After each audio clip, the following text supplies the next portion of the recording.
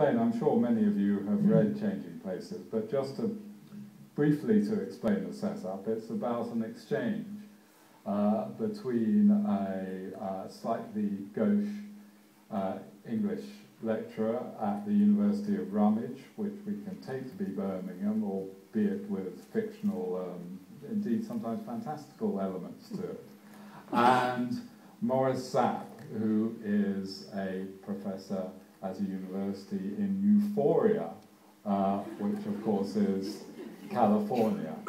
They come over and they swap lives, and indeed, as I nearly said just then, wives.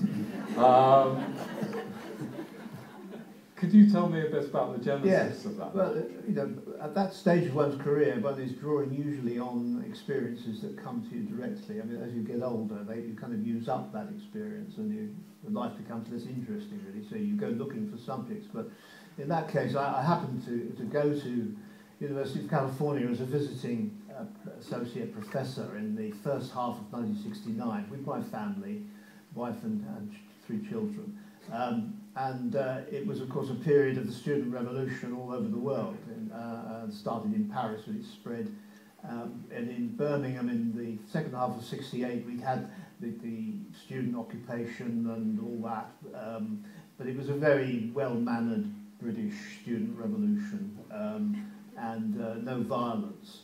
But I went from there to California, Berkeley, University of California, where something like civil war was developed while I was there, with helicopters gassing the campus and armed militia on the streets, and the students confronting the police, and it was very exciting, and I felt a bit like a war correspondent, and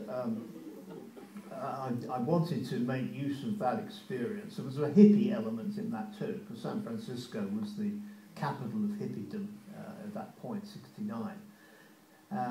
So when I came back, I had all this experience in my luggage, but there have been a number of novels about young British men going to America, often to universities, and what happened to them there.